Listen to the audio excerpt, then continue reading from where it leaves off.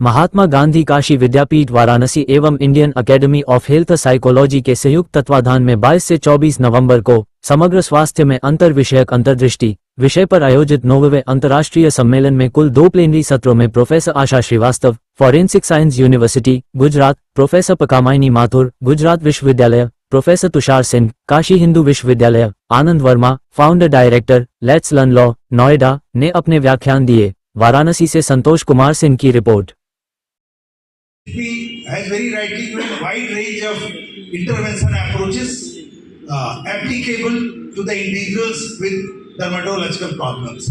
So please remember one thing, that what all has been discussed, as Dr. Swapna has rightly pointed out, this is a problem, but that is associated because body and mind both are directly linked and we cannot get them isolated. There is some connectivity.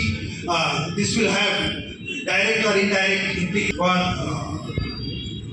patient participation from the learned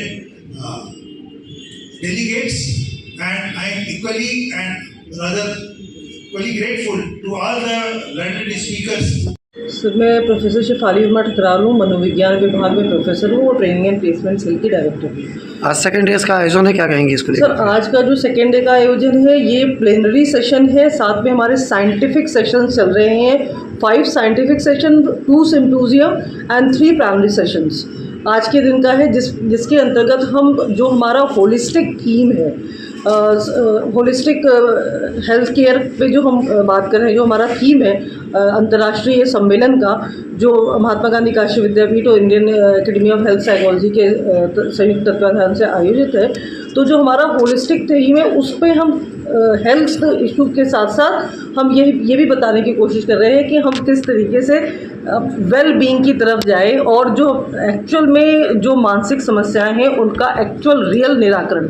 आज के रहन सहन में, आज के lifestyle को लेके लोग मानसिक तनाव बहुत ज़्यादा हर घर में, हर लोगों में देखा जाए तो हर दूसरा पर्सन मानसिक तनाव से ग्रस्त होता जा रहा है आज के परिवेश में। तो ऐसे क्या करना चाहिए लोग? सर, इसमें सबसे मेरे हिसाब से सबसे जो उसका कारगर तरीका है इससे दूर रहने का मानसिक तनाव से, कि हम आपस में बातचीत करें और एक परिवार में सौहार्दपूर्ण एनवायरनमेंट बनाएं।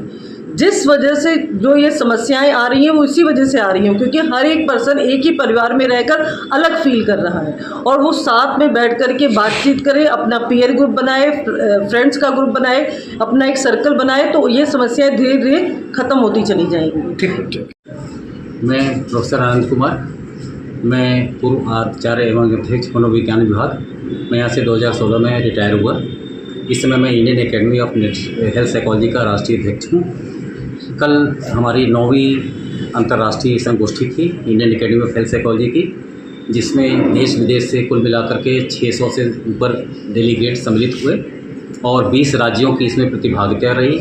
जो हमारे डेलीगेट थे 20 राज्यों के साथ साथ हमारे यहाँ इस समय अमेरिका से, स्पेन से, फ्रांस से, दुबई से, नेपाल से, श्रीलंका से, इस प्रकार से अनेक देशों से जो बहुत ही गणमान्य वहाँ के मनोवैज्ञानिक हैं वो यहाँ पे फिजिकली प्रेजेंट हुए हैं। उन्होंने कल अपना व्याख्यान दिया। इस सिलसिले में संगोष्ठी का दूसरा दिन है जी, क्या क्या कार्यक्रम आज आयोजित किए गए? आज के संगोष्ठी के दूसरे दिन हमने कुछ इनवाइटेड स्पीकर्स को बुला रखा था जो इसके बड़े ख्याति लब्ध विज्ञान थे, मनोवैज्ञानिक थे, और ऐसे आज के दिन करीब 8 मनोवैज्ञानिकों का व्याख्यान हुआ जो विभिन्न अलग अलग क्षेत्रों के थे।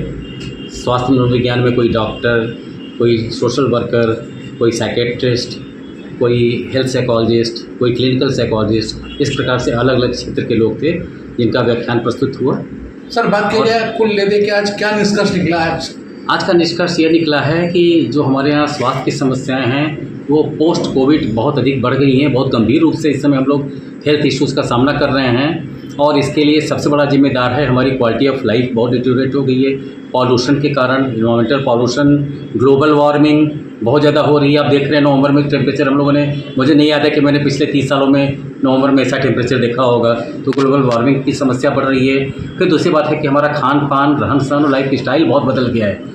इस समय जो लोग हैं ज़्यादातर फास्ट फूड और हमारे इस तरह के हेल्दी डाइट, हेल्दी फूड को नहीं अपना रहे हैं जो यंगस्टर्स हैं। उसके कारण क्या हो रहा है कि diabetes, peptic ulcer, asthma, depression, anxiety, stress, इस प्रकार की समस्याएं दिन पर दिन बढ़ती जा रही हैं।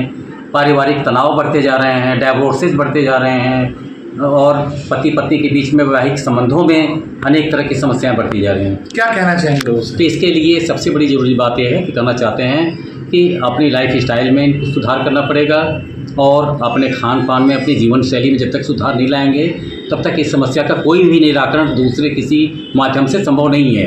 इसलिए चाहे हम कितनी भी मनोवैज्ञानिक इनके ऊपर विधियाँ अपना लें, मनोवैज्ञानिक दूसरे प्रकार की हमारी जो टेक्निक्स होती हैं उनको अपना लें, लेकिन उससे कुछ भी नहीं होगा जब तक कि खान पान और लाइफ स्टाइल में उचित परिवर्तन नहीं आएगा। My name is Electric Rights. I come from Spain, Europe, and I'm delighted to be part of this wonderful conference. This is a global phenomenon. We are talking about mental health is the first priority in the world. So you are really up to date with what you do, and I'm delighted with the quality of the things I heard in this conference. I think India deserves these mental health professionals around, and it will mean that the youth and the education will be much better in the future. Thank you.